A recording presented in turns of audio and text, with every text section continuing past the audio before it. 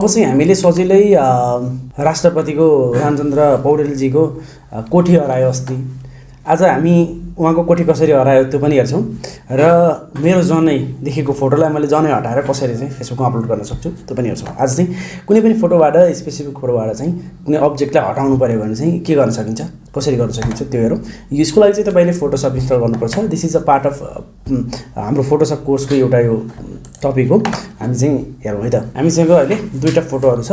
अब पहिला रामचन्द्र बाको फालौँ। त्यसको लागि चाहिँ हामीले जुम गर्नु पऱ्यो।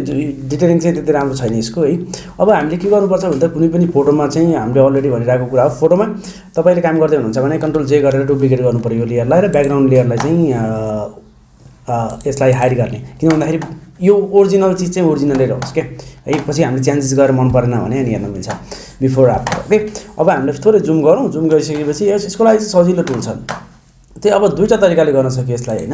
एउटा तरिका चाहिँ हाम्रो कस्तो छ भन्दाखेरि पोलिगोनल लेसो टुलले चाहिँ हामीले यो जो अब्जेक्ट हो त्यो अब्जेक्टलाई सेलेक्ट गर्छौँ र यसमा चाहिँ सेलेक्सन बनाउँछौँ र सेलेक्सन बनाइसकेपछि राइट क्लिक गरेर यसमा चाहिँ हामीले कन्टेन्ट अवेयर फिल भन्ने छ एउटा अप्सन। कन्टेन्ट अवेयर फिलमा ओके गरिदियौँ भने चाहिँ यसले अटोमेटिक फोटोसपले एनालाइज गरेर त्यो पार्टलाई पनि अरू जस्तै बनाउँछ। अब यहाँ चाहिँ यसले बिफोर आफ्टर देखाउँछ। यसले हेर्नुहोस् है, यसले तपाईँले जुम गरेर हेर्न सक्नुभयो। यहाँ कोठी छ, कोठी गयो, अप्लाई गरिदिउँ सक्यो। यहाँ अरू अप्सनहरू पनि छ, तपाईँहरू यसलाई थोरै कस्टमाइज गरेर म डिटेलिङमा जान पनि सक्नुहुन्छ, नत्र ओभरअल यतिकोमा ओके।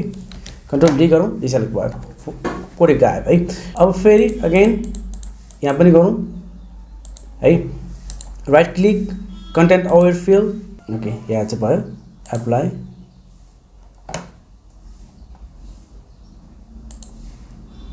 ओके,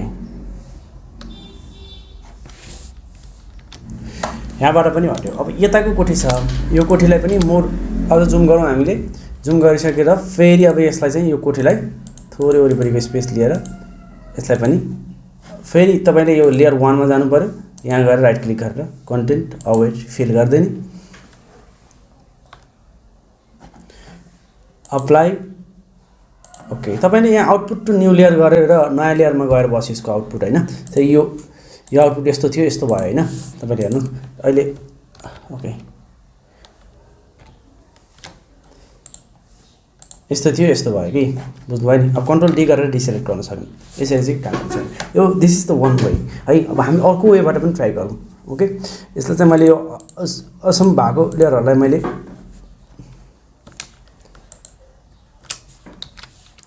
यो चाहिँ एउटा तरिकाले भयो। कन्ट्रोल जी गरेर ग्रुपिङ गरेर हामीले चाहिँ यो लेसो टुलले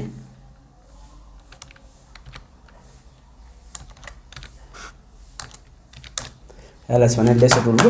अब हामी अर्को तरिकाले जाउँ। यसलाई मैले हाइड गरेको छु सबै। तपाईँले यसो गरेर यो ग्रुपलाई नै हाइड गर्नु मिल्यो। यसरी हाइड गरिदिउँ। अब यो देखिरहेछ। अब यो हाइड गर्नु सक्यो। अब हामी अर्को तरिकाले गरौँ। अर्को तरिकाले हामी कसो गरौँ भन्दाखेरि हामीसँग अर्को टुल पनि छ क्या। यहाँ यो टुल छ, यसको नाम हो प्याच टुल। प्याच टुलले कसो गर्छ भन्दाखेरि तपाईँले कुनै पनि अब्जेक्टलाई यसरी सेलेक्ट गर्नुहुन्छ र त्यो अब्जेक्टलाई चाहिँ त्यसको डेस्टिनेसन कुन हो त्यसमा लगेर तपाईँले राखिसकेपछि त्यो त्यस्तै बन्छ। त्यसले चाहिँ हेर्नुहोस् है। अब यसलाई चाहिँ लगेर हामी यता राखौँ। यो सबभन्दा सजिलो टुल छ कोठीसोठी फाल्नको लागि। यो सबैभन्दा सबसे सहज टुल। यसले चाहिँ ब्याकग्राउन्ड यसको चाहिँ हेर्नुहोस् है, यसो कहाँ गएर छोडिदिने हो टक्क। जस्तै यो कोठी फाल्नको लागि हामी के गर्छौँ, यसो गरेर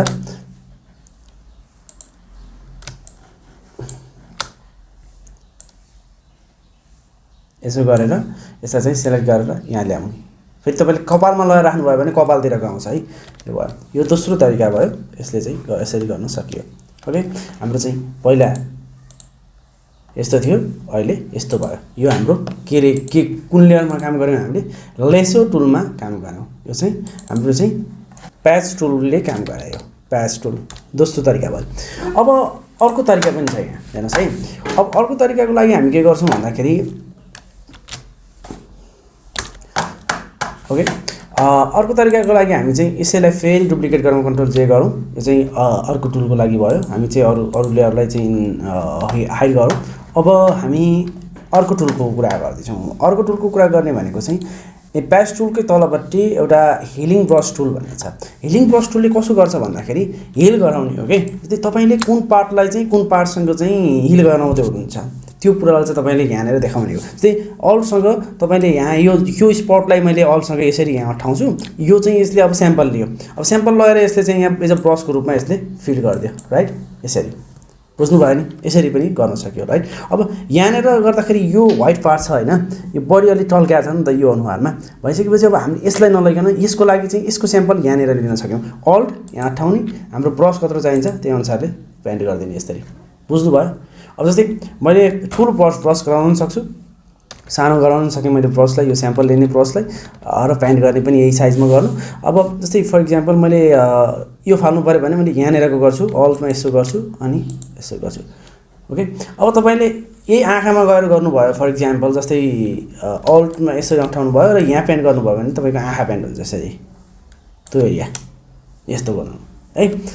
जे पनि गर्नु हुन्छ कि फोटोसपमा यस्तो दामी टुल छ, ओके? अब तपाईँले जुम गर्नुहोस् अनि त्यहाँपछि अब यहाँ अल्ट गर्ने यसो गरेर फेरि ओके यसरी चाहिँ गर्न सकियो।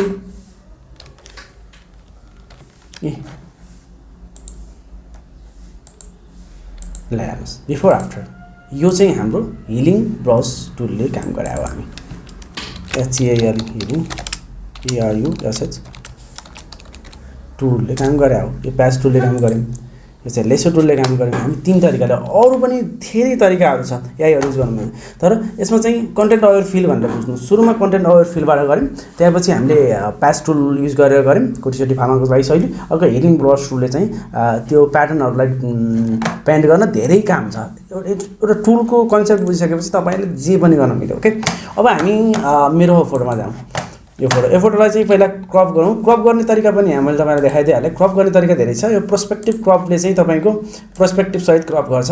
यो चाहिँ बाङ्गा टिङ्गा फोटोहरू डकुमेन्टहरू गर्दाखेरि त्यो फर इक्जाम्पल यस्तो गरेरले क्रस यस्तो बाङ्गा चिजलाई सिधा बनाउने कामहरू गरेर क्रप गर्छ। अब यसको लागि चाहिँ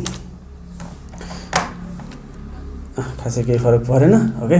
अब हामी चाहिँ ल यो ह्यान्डसम मान्छेको जनै चाहिँ फाल्नु पऱ्यो। जनै फाल्नुभन्दा पहिला हामी यसमा कन्ट्रोल अल्ट ए गऱ्यो भने तपाईँको एउटा अटोमेटिक यसले आफ्नो तरिकाले यसलाई करेक्ट गरिदियो।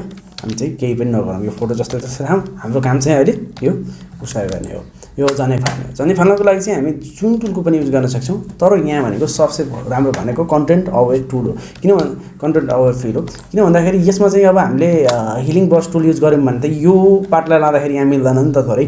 त्यसपछि चाहिँ हामीले सबभन्दा राम्रो भनेको यसमा चाहिँ कन्टेन्ट अवेयर फिल हो। हामी चाहिँ थोरै यो स्पेसहरू यति राख्छौँ, यसो गर्छौँ। अलिअलि यसलाई स्याम्पलिङको लागि यसलाई चाहिँ साइड पनि अलिकति दिनुपर्छ। ठ्याक्क अब्जेक्ट मात्रै भन्दा पनि यसले आफै फाइन आउट गर्नु पर्यो। यो फोटो एनालाइज गरेर यसले यो काम गर्ने हो खासमा। यसरी गऱ्यौँ। अब यसमा चाहिँ यो लेयरमा राइट गरेर कन्टेन्ट अवेयर फिल गरौँ है। यहाँ यसले देखाउँछ आफ्नो, यसो हेरौँ जुम गरेर, ठिक छ नि हैन? ठिक छ। अब आउटपुट चाहिँ न्यू लेयरमा राख्नु सक्यो, त्यही लेयरमा राख्नु सक्यो, डुप्लिकेट लेयर युज गरेर गर्न पनि सक्यो, ओके? अब हामी चाहिँ केही नगरौँ, अप्लाई गरिदिउँ, ओके? सहज तरिकाले राइट कन्ट्रोल डी गरौँ, सक्यो। मेरो जनै गयो है। अब यसमा चाहिँ हामीले के हेरौँ,